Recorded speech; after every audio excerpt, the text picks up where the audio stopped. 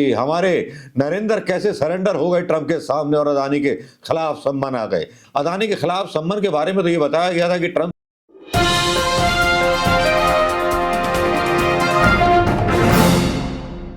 दोस्तों नमस्कार, मैं मनोज कुमार शर्मा एक बार फिर आपके बीच में। दोस्तों, होलिका दहन की बहुत बहुत शुभकामनाएं। लेकिन इस होलिका दहन के अवसर पर ये कहूं कि बड़े चुटकुले और जोक भरी खबरें चल रही हैं हमारे सोशल मीडिया पर और भारतीय जनता पार्टी के द्वारा पैदा की जा रही हैं, यहां तक कि नेशनल मीडिया के द्वारा भी डाली जा रही हैं। खबर का बवाल मचाया जा रहा है क्योंकि सवाल उठाया जा रहा है स्टालिन की नीयत पर, जिसमें कहा जा रहा है और दावा किया जा रहा है कि स्टालिन ने हिंदी भाषा की जगह तमिल भाषा का उपयोग नोट छापने में किया है। भाइयों, इतना दिमाग लगा लीजिए कि अगर हर स्टेट में नोट छापने की फैक्ट्री होती तो हर स्टेट की अपनी खुद की छपाई मशीनें होती और केंद्र सरकार के अधीन ना होती।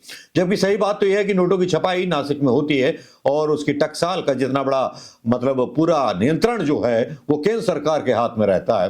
तो चलिए साहब, ये चुटकुले के साथ शुरुआत करते हैं खबर की कि हमारे नरेंद्र कैसे सरेंडर हो गए ट्रंप के सामने और अदानी के खिलाफ सम्मन आ गए। अदानी के खिलाफ सम्मन के बारे में तो ये बताया गया था कि ट्रंप से दोस्ती इतनी है कि ट्रंप ने जो है सारे केस वापस ले लिए हैं। ऐसी खबरें आपने भी सुनी होंगी ना। अरे खबरों का तो बवाल यार होता ही रहता है। और इंडिया में आप जानते गोदी मीडिया की कि बहुत सारे चैनल बर्बाद हो चुके हैं गोदी मीडिया के, क्योंकि बहुत से लोगों ने उनको देखना ही बंद कर दिया। रेटिंग डाउन हुई तो आजकल सैलरी के बांधे भी पड़ गए उन पत्रकारों के जो कभी उनके इशारे पर न्यूज चलाते थे और झूठी खबरों को भी सच दिखाते थे। आजकल उनको देने के लिए वेतन तक नहीं है ऐसे टीवी चैनल वालों के पास। खैर, सुमित राय की बात मैं कर रहा हूं, लेकिन आगे बढ़ते हैं, अदानी की बात करते हैं। अदानी की बात शुरू हो गई थी साहब उस दिन से जिस दिन से इनके खिलाफ मुकदमा हुआ था और एक रिपोर्ट आई थी हिंडनबर्ग की, और हिंडनबर्ग ने सारा मामला बिगाड़ा था। और हिंडनबर्ग की रिपोर्ट आने के बाद भारतीय जनता पार्टी के कई नेताओं ने सवाल उठाए थे कि हिंडनबर्ग की रिपोर्ट झूठी है और ये देश विरोधी चीज है क्योंकि देश का विकास नहीं देख सकते। विपक्ष पर भी आरोप लगाए थे, यानी विपक्ष को सवाल करे और कुछ पूछे अदानी के बारे में। तो धनखड़ साहब ने यह कहते हुए चर्चा बंद कर दी थी कि आपके अभिषेक मनु सिंघवी के यहां जो है नोट पाए गए। जब एक आरटीआई डाली गई तो वहां पर पता चला कि ऐसा कोई नोट वगैरह या ऐसा कोई कैश अभिषेक मनु सिंघवी के पास नहीं था। तो कांग्रेस तो बस आरोप लगाती है, सड़कों पर उतरना शायद कांग्रेस भूल चुकी है। खैर, अदानी पर जो है शिकंजा सबसे पहले 18 फरवरी को कसा गया था। एसईसी ने भारत सरकार से संबंध तामील कराने की मांग की थी, तामील कराने की बात की थी। 3 मार्च भारत सरकार को बोले 28 फरवरी तक कोई अनुरोध नहीं मिला, जबकि 25 फरवरी को ही सरकार ने अहमदाबाद कोर्ट को जो सम्मन मिला था वो भेज दिया था। अमेरिका में अदानी पर शिकंजा कसा, $27 बिलियन का नुकसान, $600 बिलियन की ब्रांड सेल कैंसिल, नवंबर 2024 में सीक्रेट ग्रैंड जूरी अभियोग। अब देखिए साहब, जब मोदी जी गए थे, आपने सुना होगा उनका डायलॉग, जब आगे पत्रकारों ने उनसे सवाल पूछा था अदानी के बारे में, तो वो वसुधैव कुटुंबकम और सारा जो विश्व है वो हमारे लोग हैं और जो देश के लोग हैं वो हमारे लोग हैं। मोदी जी उसका जवाब नहीं दे पाए थे और बड़ा हाथ नचा नचा करके बोल रहे थे कि इस तरह की बातें व्यक्तिगत नहीं होती हैं दो राष्ट्राध्यक्षों के बीच। लेकिन बाद में जानकारी लोगों ने निकाली और सोशल मीडिया पर यह खबर आई, आरटीआई डाली गई तो पता चला कि प्रधानमंत्री मोदी जी की जो यात्रा थी वो आधिकारिक नहीं थी, अनाधिकारिक थी। और उसी चक्कर में वो एलन मस्क के बच्चों के साथ भी मिले, एलन मस्क से मिले और पता नहीं कई उद्योगपतियों के साथ मिले। उसी के साथ हमने ये देखा कि अचानक से ब्लैक रॉक और ब्लैक स्टोन की एंट्री हिंदुस्तान में हो गई और अचानक से स्टारलिंक के साथ जियो का भी हो गया और एयरटेल का भी हो गया, जिसके बारे में ट्राई ने पहले से चेतावनी दी थी कि अगर इस तरह की विदेशी कंपनी और हमारे अपने नेटवर्क, अगर हमारे पास जितने सैटेलाइट और जितनी क्षमता है और बहुत कम पैसों में हमने सैटेलाइट भेजे हैं, तो क्या हुआ है 10 सालों में, जिसका दावा करते हैं हमारे प्रधानमंत्री मोदी जी कि जो सस्ते सैटेलाइट भेजने वाला हमारा केंद्र था वो अभी तक अपना दूरसंचार तंत्र विकसित नहीं कर पाया और एलन मस्क जैसे आदमी ने कर लिया। यहां केवल हम यही खेलते रहे कि अदानी को ये स्टेशन दे दो, ये हवाई जहाज का अड्डा दे दो और फलाना कर दो, ढिमकाना कर दो। गरीब की जेब पर आपने टैक्स लाद दिया और अदानी ने आपको क्या दिया? अदानी की कंपनी को खरीदने के लिए ब्लैक स्टोन तैयार है $750 बिलियन करोड़ में। और इसके बारे में जब खबर आती है तो इसके बारे में मीडिया जहमत नहीं उठाता कि इसके बारे में चर्चा की जाए। और आज जब सम्मान आया तो उसकी बात भी छुपाई जाती है। इस तरह से क्या ऐसा हो गया कि प्रधानमंत्री मोदी जी पूरी तरह से सरेंडर हो गए ट्रंप के सामने? फटे टूटे कबाड़ जो है हेलीकॉप्टर देने को तैयार है, लेकिन प्रधानमंत्री मोदी जी लमलेट हुए जा रहे हैं। ऐसे प्रधानमंत्री तो हमने कभी पहले देखे नहीं थे। ये वही प्रधानमंत्री हैं जो मनमोहन सिंह के जो था आरोप लगाते थे कि ये आदमी जो है लाल आंख नहीं दिखाते। प्रधानमंत्री मोदी जी जिनपिंग को छोड़िए, ट्रंप के सामने ही खीस निपोर करके चले आते हैं, वो कुछ भी बोलता रहता है। ये देश का इतना अपमान कर रहे हैं, और जब हम देश के बारे में सवाल विपक्ष या जनता करती है तो कहा जाता है कि देश विरोधी है। ऐसी बात आपको नहीं करनी चाहिए। मोदी जी ने विश्व में बड़ा मान गिराया है, लेकिन यहां पर एक रिपोर्ट और लागू होती है जिसमें कहा जाता है कि भारत में डेमोक्रेसी एकदम खत्म हो चुकी है। जी हां, ये खबर और इसकी चर्चाएं सोशल मीडिया पर कई यूट्यूबर्स बता रहे हैं, लेकिन यहां पर अदानी का मामला है क्या और अदानी के मामले में हुआ क्या था, इसकी खबर थोड़ी सी मैं पढ़ के सुनाऊंगा आपको। क्योंकि केंद्र सरकार के कानून और न्याय मंत्रालय ने गुजरात की एक अदालत से उद्योगपति गौतम अदानी को अमेरिकी प्रतिभूति और विनिमय आयोग द्वारा दायर एक मुकदमे में संबंध तामील करने का अनुरोध किया है। यह कदम हेग संधि के तहत उठाया गया है, जो विदेशों में दायर मामलों के लिए कानूनी दस्तावेजों को तामील में सहायता के लिए देशों के बीच सहयोग की अनुमति देता है। इस घटनाक्रम की पुष्टि केंद्र सरकार ने द हिंदू अखबार में की है। अब द हिंदू अखबार में आपको करनी पड़ रही है, अगर संसद में कांग्रेस का विपक्ष सवाल पूछ रहा था तभी आप इसकी सफाई दे देते। लेकिन यहां पर हुआ क्या था कि यह मुकदमा न्यूयॉर्क के पूर्वी जिला में संघीय अभियोजकों के साथ मिलकर के अमेरिकी रेगुलेटर प्रतिभूति और विनिमय आयोग ने दायर किया था। आरोप तो सेबी पर भी लगते रहे। अदानी और सेबी की जो वो है मैडम जी, वो भी जेल के अंदर दिखाई देंगी, माधवी चुग। अब ये इतना बड़ा एक नेटवर्क है जो देश में जिसका बंटाधार मतलब खुलासा हुआ है। अगर मान लीजिए कांग्रेस की सरकार होती तो अब तक तो मतलब उसकी हड्डियां गिन करके उसके मतलब इस्तीफे मांगने के लिए सड़कों पर जो है आंदोलन हो गए होते। लेकिन यहां तो किसान अगर आंदोलन पर अपनी फसल का मूल्य मांगने जाए तो उनके रास्ते में आंदोलन करने की मनाही हो जाती है, रातों रात उठा लिए जाते हैं। और यहां अदानी पर जब इतने बड़े मामले लगते हैं, गौतम अदानी और उसके भतीजे सागर अदानी पर, अदानी ग्रीन लिमिटेड के कार्यकारी के रूप में कथित तौर पर अमेरिकी निवेशकों से सैकड़ों मिलियन डॉलर की रिश्वत छिपाने का आरोप लगाया गया। लेकिन क्या सबूत थे ट्रंप के पास या अमेरिकी प्रशासन के पास सबूत थे? जी हां, बिल्कुल थे।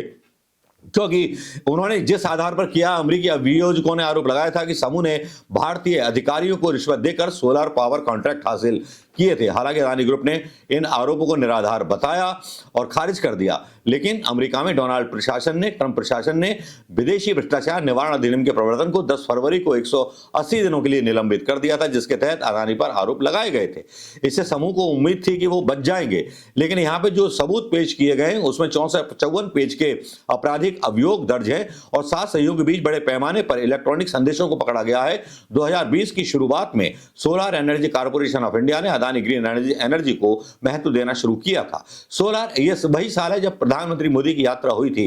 कॉर्पोरेशन में एज्योर पावर ग्लोबल से भी 12 गीगावाट और सौर ऊर्जा परियोजना के लिए कॉन्ट्रैक्ट किया गया। दोनों कंपनियों को बिजली बेचने के से भविष्य में भारी मुनाफा होने वाला था। एमईसी के अनुसार सागर अदानी और एनजीओ सीईओ ने उस समय इस देरी पर बेचैनी दिखाई और रिश्वत देने का संकेत दिया। एनक्रिप्टेड मैसेजिंग एप्लीकेशन व्हाट्सएप पर जियोर सीईओ ने 24 नवंबर 2020 को लिखा कि स्थानीय बिजली कंपनियों को प्रेरित किया जा रहा है। सागर अदानी ने फरवरी 2021 में कथित तौर पर यह जवाब दिया, हाँ, लेकिन आपने इसको कवर करना बहुत मुश्किल है। सागर अदानी ने एज्योर के सीईओ से कहा, जैसा कि आप जानते हैं, हमने इन मजबूरियों को आगे बढ़ाने के लिए प्रोत्साहन को दुगना कर दिया है। मतलब प्रोत्साहन का मतलब यहां पर रिश्वत से निकाला गया है।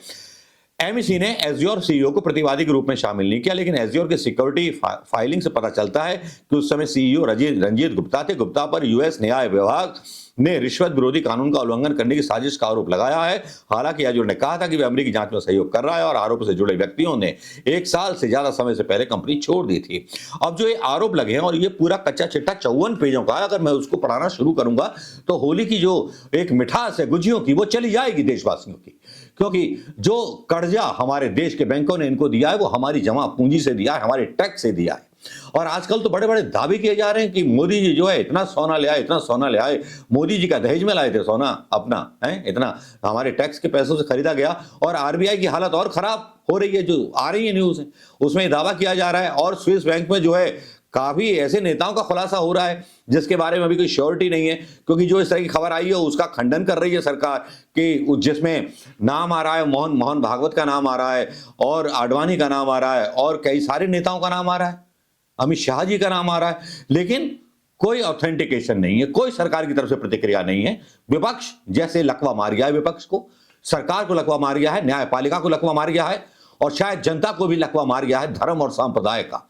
कोई किसी को नहीं दिख रहा है कि हमारी नौकरियां कहां हैं, हमारे जॉब्स कहां हैं। क्या इन्हीं भीख पर जीते रहेंगे 80 करोड़ जनता कि फ्री राशन मिलता रहेगा और हम जीते रहेंगे, और अदानी जैसे लोग करप्शन करके देश का पैसा बाहर ले जाते रहेंगे, और उनकी कंपनियों को जो पैसा लोन लिया था हमारे बैंकों से, उन कंपनियों को दूसरे लोग खरीदेंगे और कल वो हमारे देश में तीसरे रास्ते से घुसेंगे, चाहे वो स्टारलिंक हो या जियो हो या ट्रंप के वो लोग कारोबारी जिन्होंने उनका ट्रंप इलेक्शन में साथ दिया, तब वो क्या ट्रंप से फायदा नहीं उठाएंगे? क्या ऐसी मजबूरी थी प्रधानमंत्री मोदी के सामने कि वो इतना झुक गए? क्या ऐसी मजबूरी थी भारतीय जनता पार्टी के सामने कि एक सवाल उनका केंद्रीय मंत्रिमंडल उनसे नहीं कर सकता?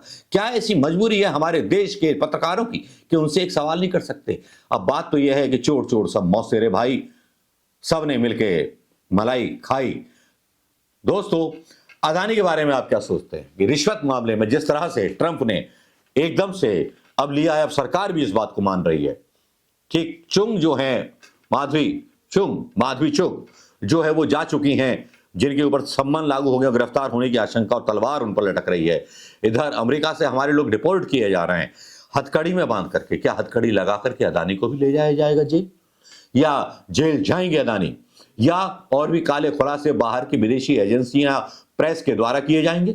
मैं आपको बता दूं इस खबर के बारे में कि जब ये खबर चली थी तो बहुत सारी बातें हुई थी।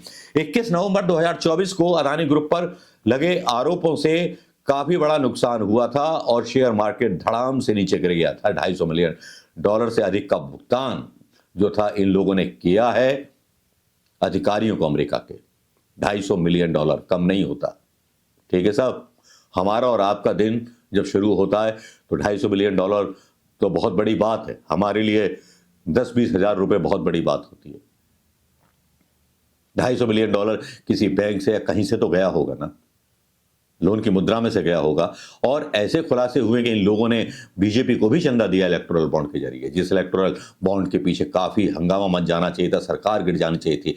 लेकिन हम भगवान राम के भक्त हैं, हम धर्म के भक्त हैं, हम भगवा ध्वज लहराना चाहते हैं, हम हिंदू राष्ट्र बनाना चाहते हैं। आइए होली की गुजियाएं खाइए अदानी की बेईमानी के साथ। लेकिन एक बात तो है कि जो 56 इंची सीना ठोकते थे कल तक, आजकल उनके 56 इंची का सीना कहीं दिखाई नहीं देता। नमस्कार, जय हिंद दोस्तों।